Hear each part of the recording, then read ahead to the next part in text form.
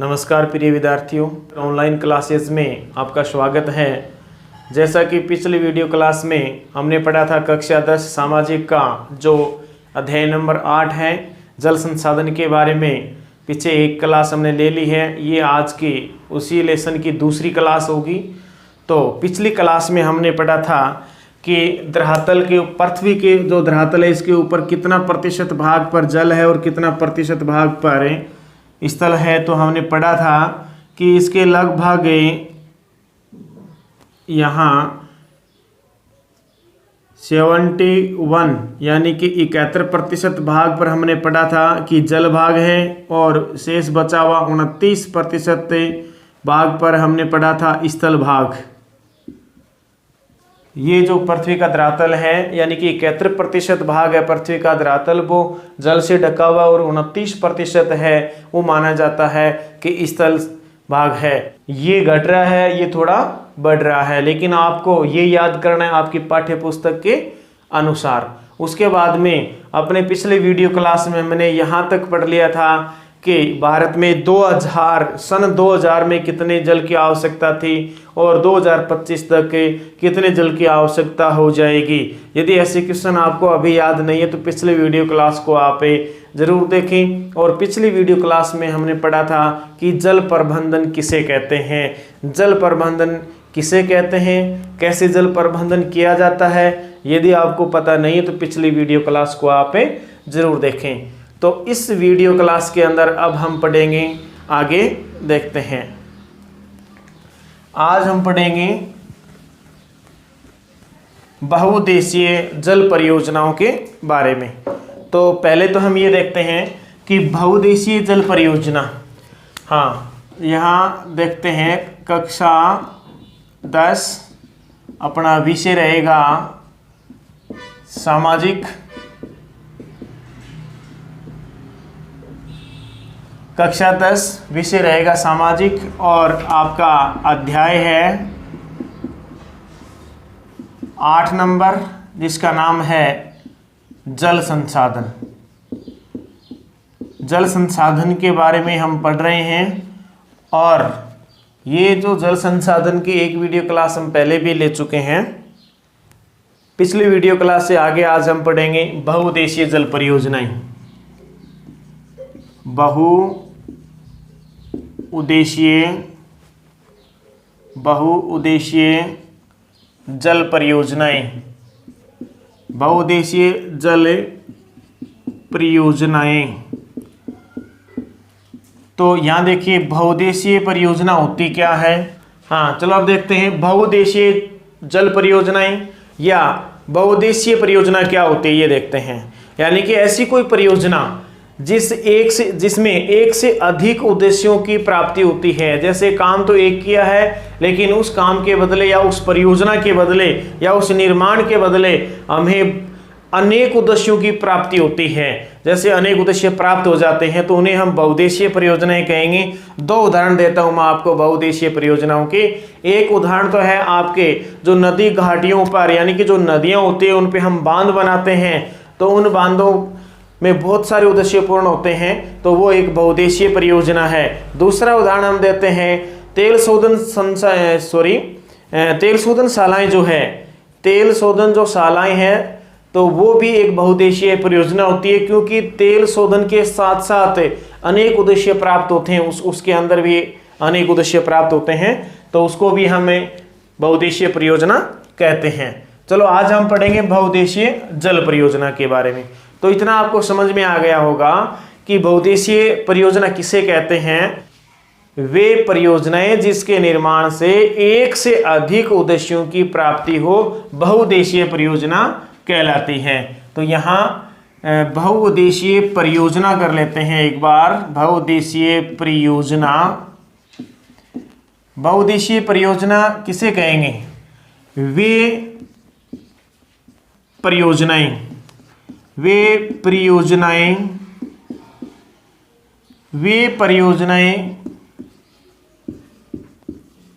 जिसके निर्माण से या जिनके निर्माण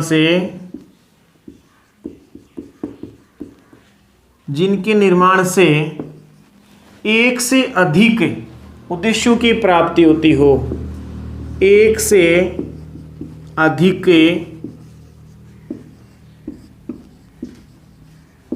उद्देश्यों की प्राप्ति हो,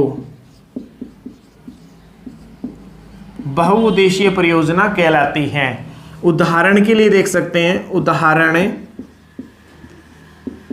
बांध परियोजना, बांध परियोजना नदी घाटियों के ऊपर जो बांध बनाते हैं। दूसरा है तेल शोधनशालाएं, तेल शोधनशालाएं, तेल शोधनशालाएं ही भी क्या कहलाती है, बहुउद्देशीय परियोजनाएं कहलाती है। आगे देखते हैं कि अब हम कुछ ऐसी परियोजनाएं देखेंगे जो कुछ तो राज्य सरकार द्वारा चलाई जाती है, कुछ केंद्र सरकार द्वारा चलाई जाती है। लेकिन उससे पहले हम देख लेते हैं कि इन बहुउद्देशीय जल परियोजनाओं के बारे में अपने देश के प्रधानमंत्री पंडित जवाहरलाल नेहरू ने क्या क्या शब्द कहे, क्या कथन कहे। इनको आप बढ़िया तरीके से याद भी रखें, महत्वपूर्ण बनता है आपकी परीक्षा के लिए भी। चलो देखते हैं।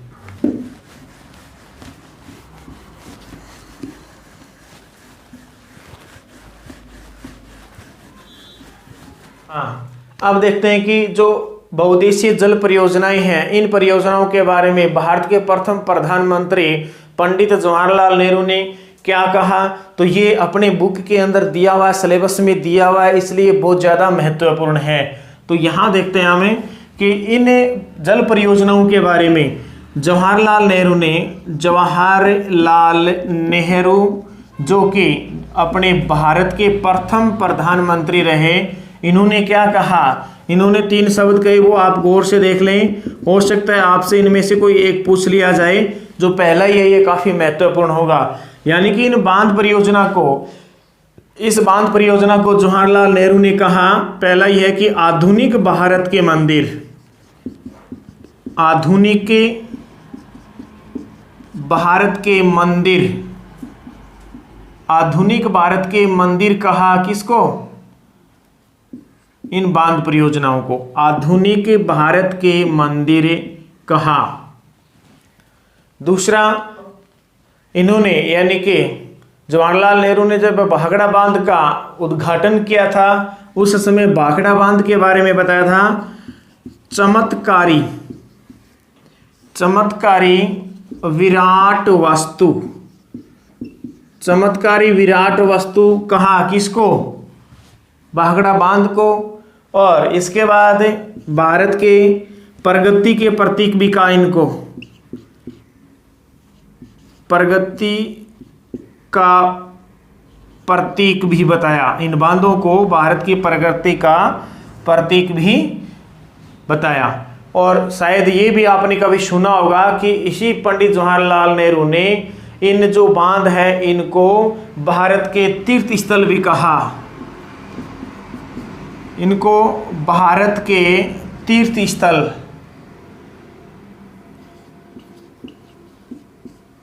तीर्थ स्थल की भी संज्ञा दी या कहा, इनको तीर्थ स्थल के रूप में भी इन्होंने कहा। तो आपके लिए ये जो कोटेशन है काफ़ी महत्वपूर्ण बनता है। एक तीसरा जो कि आपके पाठ्य पुस्तक में दिया हुआ है। इसके बाद दोस्तों देखते हैं कि बहुउद्देशीय परियोजनाएं भारत में बहुत सारी है।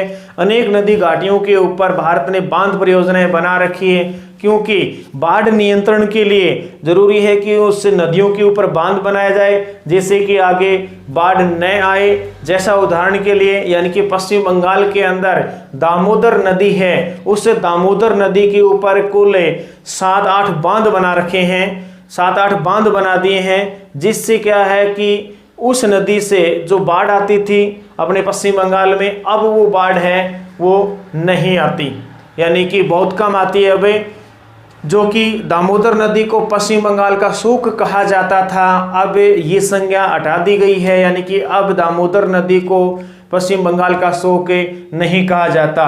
और जैसे जो अपने कोसी नदी है, कोसी नदी को बिहार का शोक कहा जाता है, क्योंकि कोसी नदी हर वर्ष बाढ़ के वर्षा के समय बाढ़ लाती है, जैसे वर्तमान में मानसून काल में है बाढ़ आती है, तो इन बाढ़ों को रोकने के लिए ये बांध बनाए जाते हैं।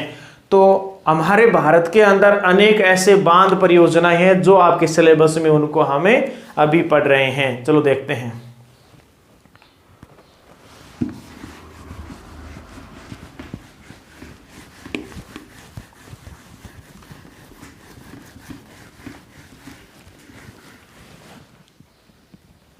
अब हम पढ़ेंगे कि केंद्र सरकार द्वारा कौन सी बांध परियोजनाएं बनाई गई है या संचालित की जाती है, और राज्य सरकार द्वारा संचालित की जाने वाली बांध परियोजनाएं कौन कौन सी है। हो सकता है आपकी क्लास के अंदर, हो सकता है कि आपकी परीक्षा के अंदर पूछ लिया जाए, किसी एक बांध परियोजना का नाम दे दिया जाए कि ये किस राज्य की बांध परियोजना है या किन राज्यों की संयुक्त बांध परियोजना है। ऐसे क्वेश्चन पूछे जा सकते हैं। क्वेश्चन ये भी पूछा जा सकता है कि भारत सरकार द्वारा संचालित कोई बांध परियोजना का उदाहरण दीजिए, या राज्य सरकार द्वारा या राजस्थान सरकार द्वारा जो बांध परियोजना संचालित होती है उसका नाम बताइए। ऐसे क्वेश्चन है वो आपसे पूछे जा सकते हैं। तो आप थोड़ा गौर देखें। यहाँ आप देखें केंद्र सरकार व राज्य सरकारें, यानी कि ये जो बांध परियोजनाएं हैं इनका संचालन केंद्र सरकार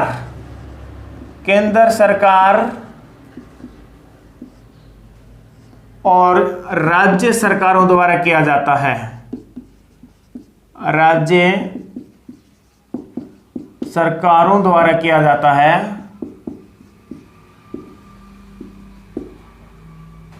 हाँ, केंद्र सरकार और राज्य सरकारों द्वारा संचालन किया जाता है। संचालन किया जाता है। चलो देखते हैं। तो अब यहां हम दो भागों में इसको बांट लेते हैं। एक यहां देखते हैं कि केंद्र सरकार द्वारा संचालित, केंद्र सरकार द्वारा संचालित बांध परियोजनाएं, और इधर देखते हैं हम दूसरी तरफ है राज्य सरकार द्वारा संचालित, राज्य सरकार द्वारा संचालित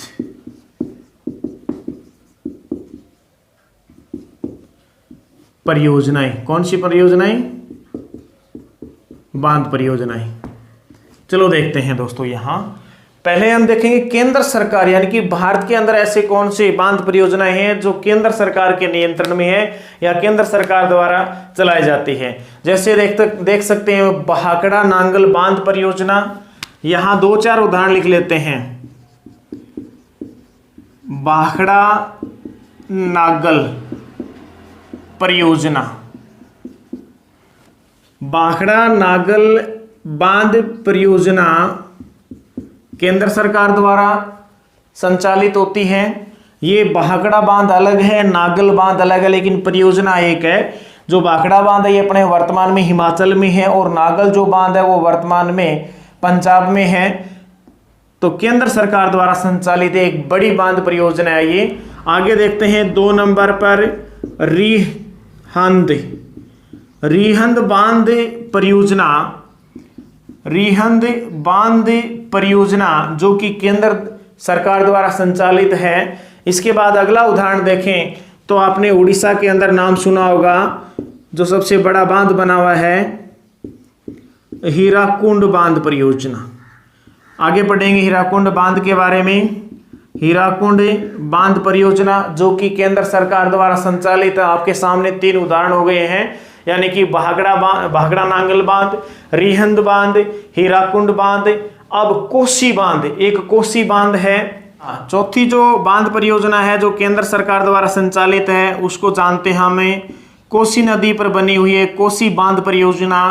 और हम देखते हैं 5वां उदाहरण देखते हैं तो दामोदर नदी जो कि पश्चिम बंगाल में है, दामोदर नदी घाटी परियोजना या दामोदर बांध परियोजना जो कि दामोदर नदी पर बनी हुई है। और इसके बाद में अब हम छठा जो देखते हैं जिसको जानते हैं टिहरी बांध परियोजना। टिहरी बांध परियोजना, टिहरी बांध परियोजना है, आपको पता है ये भारत का सबसे ऊंचाई पर बना हुआ, बांध है। भारत का सबसे ऊंचाई पर बना हुआ बांध है वो टिहरी बांध है, जो कि उत्तराखंड में है। तो दोस्तों ये हमने 6 ऐसे उदाहरण देख लिए हैं जो केंद्र सरकार द्वारा संचालित है, यानी कि इन बांध परियोजनाओं का जो संचालन होता है वो केंद्र सरकार द्वारा होता है। इसके बाद हम देखते हैं यहाँ पे राज्य सरकार द्वारा संचालित कुछ ऐसी बांध परियोजनाएं जिनका संचालन है वो राज्य सरकारें करती है। चलो देखते हैं। चंबल बांध परियोजना, या आप कह सकते हैं चंबल परियोजना। चंबल परियोजना दोस्तों आपको पता होगा कि चंबल नदी है वो मध्य प्रदेश से होते हुए अपने राजस्थान में प्रवेश करती है और राजस्थान को पार करके ये नदी चली जाती है उत्तर प्रदेश में, यानी कि यूपी में। तो चंबल नदी पर जो बांध बने हैं, चंबल नदी पर जो बांध परियोजना है ये अपने राजस्थान सरकार और एमपी यानी कि मध्य प्रदेश, ये राजस्थान और मध्य प्रदेश की संयुक्त परियोजना है। चंबल परियोजना है जिसके ऊपर खर्चा होता है राजस्थान सरकार और मध्य प्रदेश सरकार का। जब हम चंबल परियोजना पढ़ेंगे उस समय बताएंगे कि कितना प्रतिशत हिस्सा राजस्थान का और कितना प्रतिशत है वो यानी कि एमपी का है। चलो अगली देखते हैं। यहां देखिए चंबल परियोजना है केंद्र सरकार द्वारा संचालित न होकर राज्य सरकारों का अधिकार होता है इस पर, तो राजस्थान और मध्य प्रदेश सरकार का इस पे अधिकार है। उसके बाद में देखते हैं नागार्जुन सागर परियोजना। नागार्जुन सागर परियोजना है, नागार्जुन सागर परियोजना ये दोस्तों है अपने आंध्र प्रदेश सरकार द्वारा संचालित की जाती है। आंध्र प्रदेश सरकार द्वारा ये संचालित की जाती है। इसके बाद में हम तीसरी देखते हैं जिसको हम जानते हैं दोस्तों तुंगभद्रा परियोजना, जो कि आंध्र प्रदेश और कर्नाटक की है।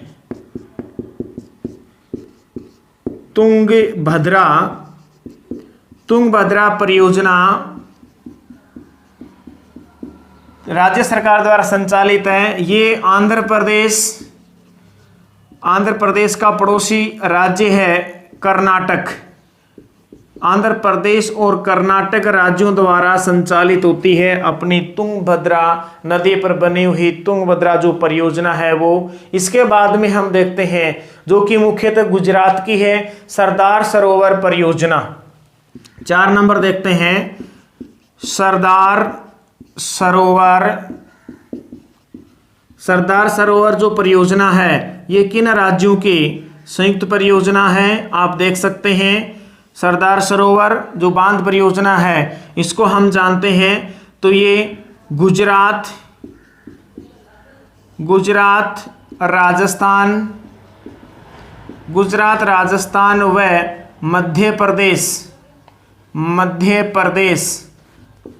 राज्यों की संयुक्त परियोजना है। यानी कि राजस्थान, मध्य प्रदेश और गुजरात की संयुक्त परियोजना है अपनी सरदार सरोवर बांध परियोजना। इसके बाद में हम देखते हैं दोस्तों यहाँ 4 उदाहरण हमने देख लिए हैं। 5वां उदाहरण देखते हैं मयूराक्षी एवं फरक्का। मयूराक्षी, यहाँ देखिए आप मयूराक्षी, थोड़ा गौर से देखें। मयूराक्षी व फरक्का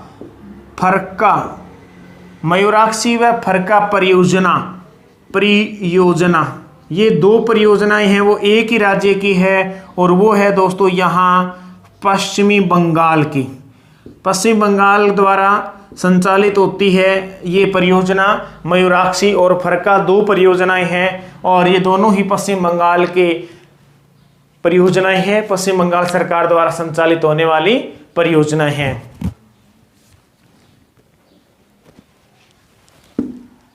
हाँ, आप इनका स्क्रीनशॉट ले सकते हैं, इनको याद करें, इनके नोट्स बनाएं।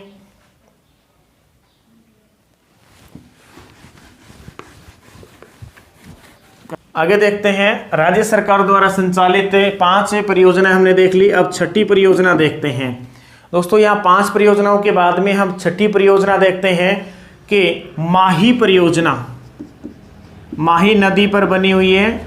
माही परियोजना है वो राज्यों द्वारा चलाई जाती है, लेकिन माही परियोजना है ये राजस्थान, माही परियोजना राजस्थान व गुजरात सरकार द्वारा संचालित की जाती है। दोनों का इनका हिस्सा है। जब हम पढ़ेंगे माही परियोजना उसमें देखेंगे कि यहाँ 45 और 55 का इनका आपस में विभाजन है, आपस में साझेदारी है प्रतिशत के अंदर। तो दोस्तों इसके बाद हम देखते हैं यानी कि सातवीं जो हम देखेंगे परियोजना जो राज्य सरकार द्वारा संचालित है, जिसको हम जानते हैं गंडक परियोजना। कौन सी परियोजना? गंडक एक नदी का नाम है, कुत्ता नहीं है, गंडक नदी है ये। गंडक नदी पर गंडक परियोजना संचालित होती है और ये संचालित होती है दोस्तों उत्तर प्रदेश या आप कह सकते हैं बिहार और उत्तर प्रदेश, बिहार व उत्तर प्रदेश सरकारों द्वारा संचालित होती है। या आप ये कह सकते हैं गंडक परियोजना है वो बिहार और उत्तर प्रदेश की संयुक्त परियोजना है। माही परियोजना राजस्थान और गुजरात के संयुक्त परियोजना है। ऐसे आप कुछ परियोजनाओं के नाम पूछा जा सकता है आपसे कि माही है वो किन दो राज्यों की संयुक्त परियोजना है, गंडक परियोजना है वो किन राज्यों की संयुक्त परियोजना है। इस प्रकार से अगली देखते हैं हमें 8वीं जो परियोजना है वो मचकुंड परियोजना। मचकुंड परियोजना में हम देखते हैं कि जो मचकुंड परियोजना है ये आंध्र प्रदेश और ओडिशा की, आप ये कह सकते हैं ओडिशा का नया नाम, ओडिशा और आंध्र प्रदेश की, ओडिशा और आंध्र प्रदेश की संयुक्त परियोजना है मचकुंड परियोजना। तो इस प्रकार दोस्तों आज अभी देखा है हमने यानी कि कुछ ऐसी परियोजनाएं जो केंद्र सरकार द्वारा संचालित होती है और कुछ ऐसी परियोजनाएं जो राज्य सरकार द्वारा संचालित होती है। जैसे उदाहरण के लिए हम देख सकते हैं मचकुंड परियोजना है या गंडक परियोजना है, माही परियोजना है, चंबल परियोजना है। तो ये जो परियोजनाएं हैं अपनी मयूराक्षी परियोजना है, कोशी परियोजना है, नागार्जुन सागर परियोजना है, ये राज्य सरकारों द्वारा संचालित होती है। और केंद्र सरकार द्वारा संचालित होने वाली जो भाखड़ा नांगल परियोजना है, रिहंद है या हीराकुंड बांध परियोजना है, दामोदर घाटी परियोजना है, टिहरी परियोजना है, तो ये तो केंद्र सरकार द्वारा थी। तो आपको ये पक्का क्लियर हो जाना चाहिए। इस पार्ट से मुख्य क्वेश्चन बनता है एक, हो सकता है किसी परियोजना का नाम देके आपसे पूछ लिया जाए किन राज्यों की संयुक्त परियोजना है या फिर किस राज्य की परियोजना है।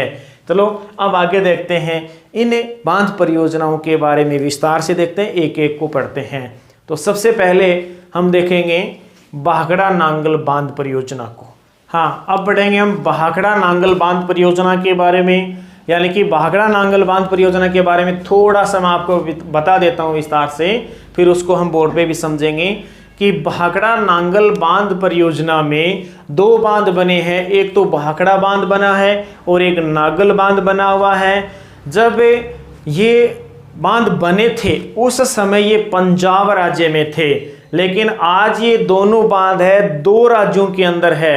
अपना भाखड़ा बांध है वो तो आज हिमाचल में है, वर्तमान में हिमाचल में है, और नागल जो बांध है वो अपना पंजाब में है। दोनों बांधों के बीच की जो दूरी है वो 13 किलोमीटर है, कहीं कहीं इसको 10 और 12 किलोमीटर भी बताया जाता है, लेकिन अपनी पाठ्य पुस्तक के अनुसार हम ध्यान रखेंगे कि दोनों बांधों के बीच की जो दूरी है वो 13 किलोमीटर है। और दोस्तों मैं बता देता हूं कि आपकी पाठ्य पुस्तक में दिया हुआ है कि भाखड़ा बांध का आरंभ या शुरुआत या प्रारंभ हुई है, वो शुरुआत हुई थी 1948 में। लेकिन यहाँ इसको थोड़ा और गौर से देखें, कक्षा 12 की भूगोल में दिया हुआ है कि 1952 में प्रारंभ हुआ उसका, और आपकी 10वीं क्लास में दिया हुआ है 1948 में। तो इस कंफ्यूज को दूर करने के लिए आप इतना ध्यान रखें कि आपकी पाठ्य पुस्तक में 1948 दिया हुआ है तो आप 1948 ही ध्यान रखें, और कक्षा 12 के विद्यार्थी है उसको 1952 दिया हुआ है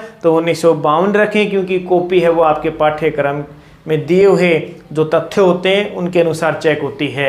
लेकिन मैं बताना चाहूँगा ये कन्फ्यूज क्यों पैदा होता है।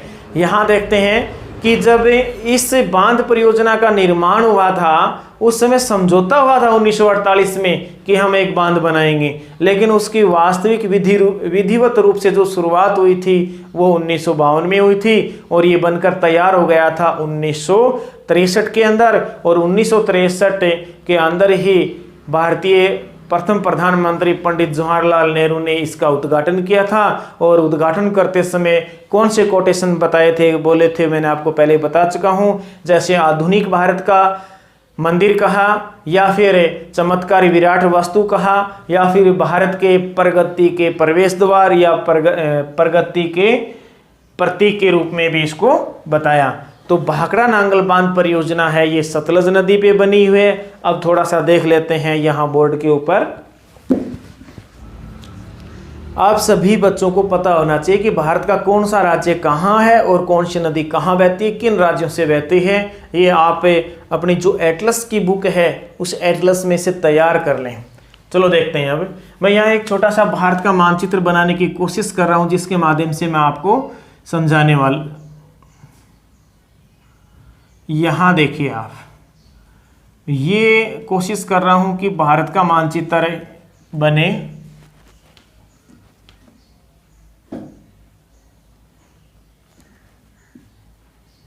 हाँ, इस प्रकार से केवल इतना ही चाहिए अपने को। यहाँ नेपाल आ जाता है अपना पड़ोसी देश, और इस पड़ोसी देश के बाद यहाँ बीच में सिक्किम और फिर भूटान आ जाता है, उसका कोई लेना देना नहीं है अपने को। यहाँ देखते हैं कि लगभग से क्या बन गया है भारत का जम्मू कश्मीर, और यहाँ देखते हैं ये अपना राजस्थान। राजस्थान का हम नहीं पढ़ेंगे। तो यहाँ देखिए ये तो है उत्तराखंड, यहाँ ये राज्य उत्तराखंड बना है, और यहाँ ये बना है दोस्तों हिमाचल, और हिमाचल के इस ओर बना है अपना ये पंजाब।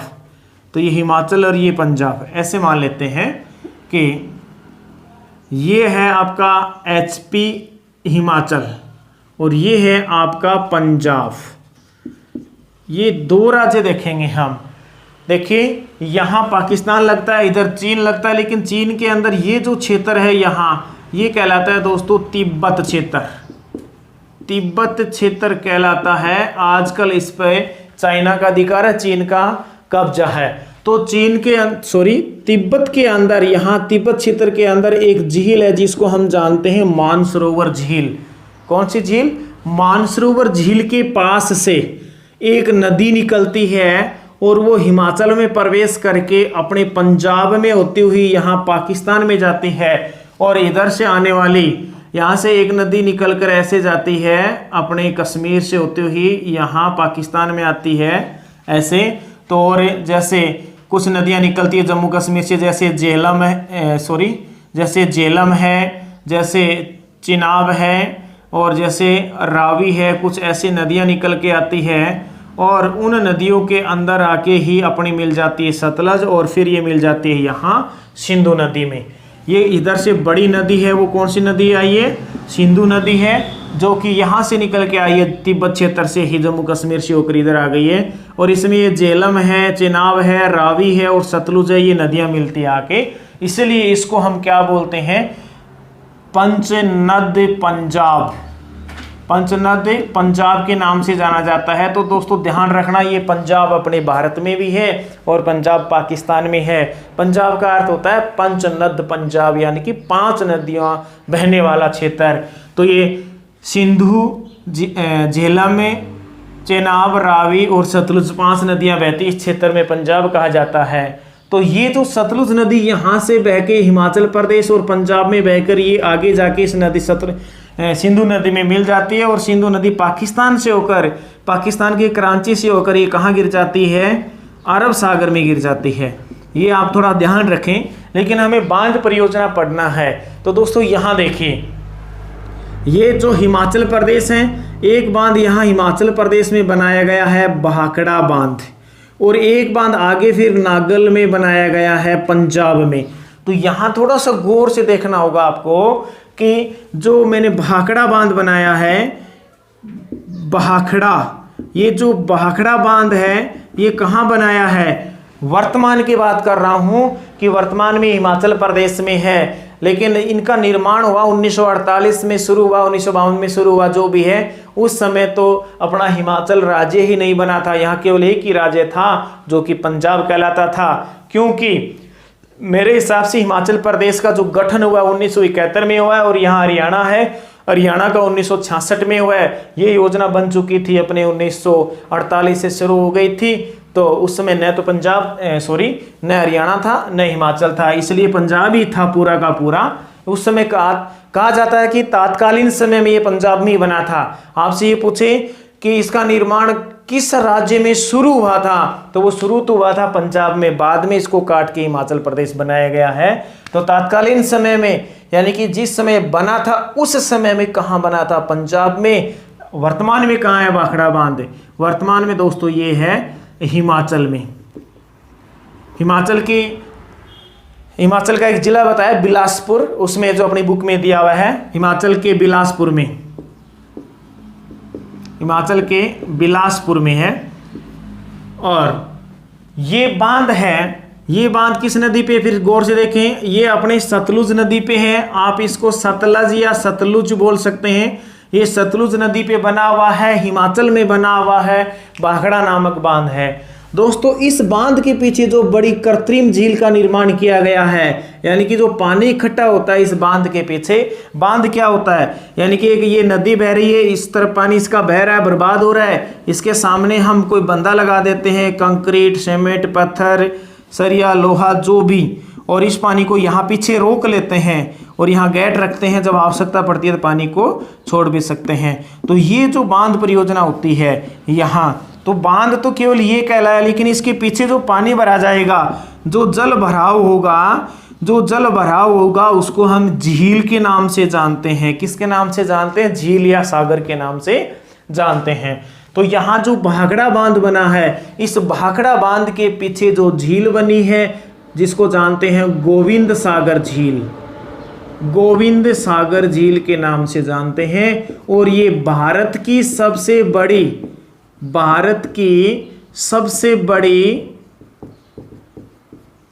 कृत्रिम झील है, भारत की सबसे बड़ी कृत्रिम झील।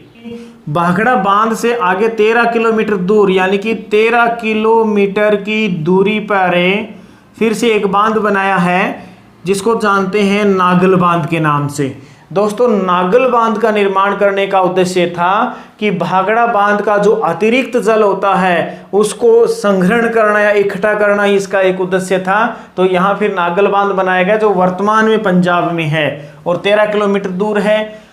यहाँ देखेंगे कि भाखड़ा बांध के बारे, चलो ये लिख देता हूं मैं, यानी कि किस राज्य में है? पंजाब में।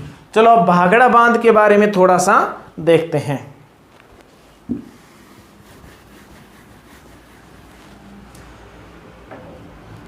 भाखड़ा बांध की जो अच्छी ऊंचाई है, लंबाई है, वो हम देख लेते हैं आगे लाइन से।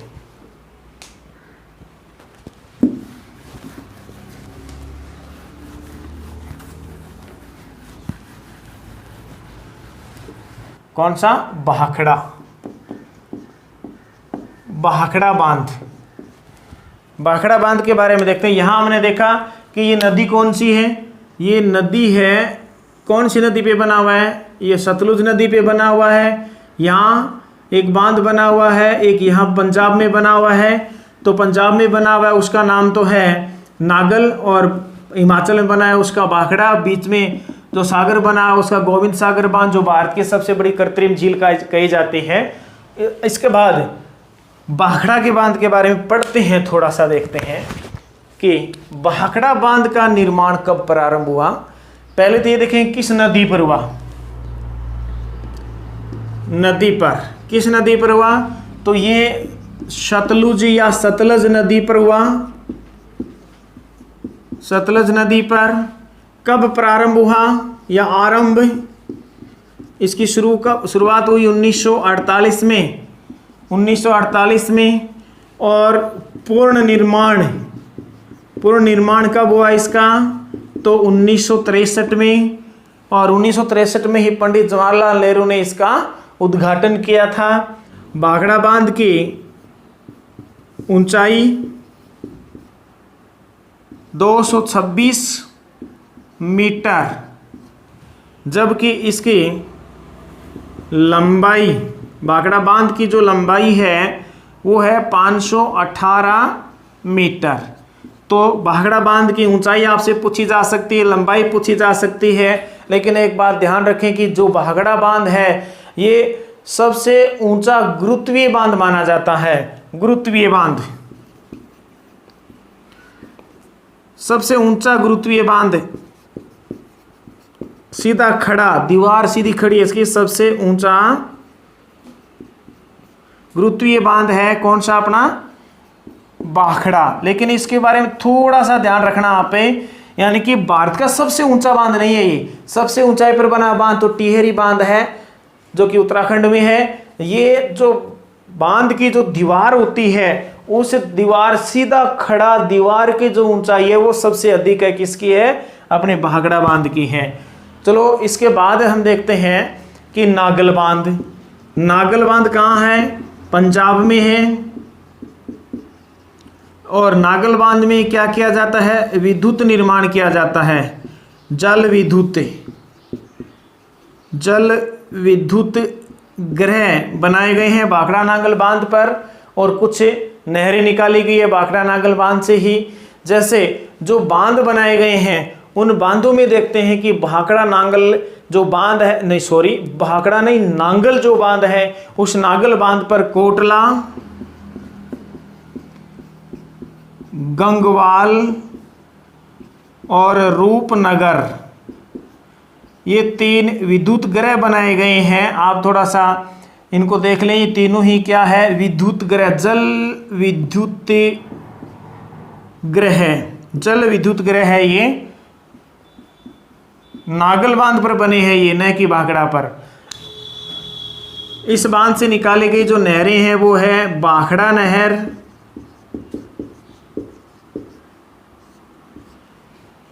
भाखड़ा नहर, सरहिंद नहर, नागल नहर। नागल नहर 2 बांधों के नाम पर ही है।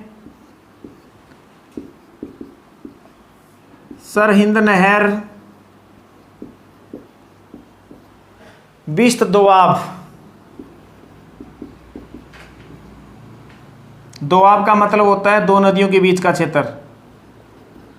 बिस्त दोआब। एक है नरवाना नहर,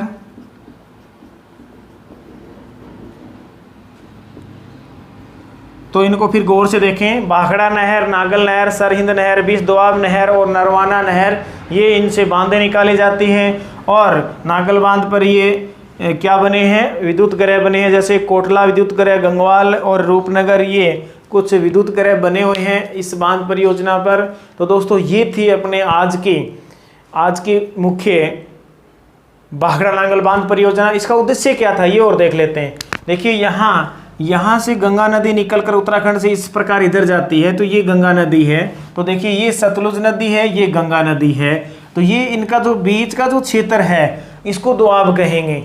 तो इस बांध निर्माण का उद्देश्य था यमुना और सतलुज नदियों के बीच के दोआब में सिंचाई की सुविधा देना, पेयजल की सुविधा देना और विद्युत निर्माण यानी कि बिजली की सुविधा देना इसका मुख्य उद्देश्य था। तो दोस्तों आज की क्लास में इतना ही। जय हिंद, जय भारत।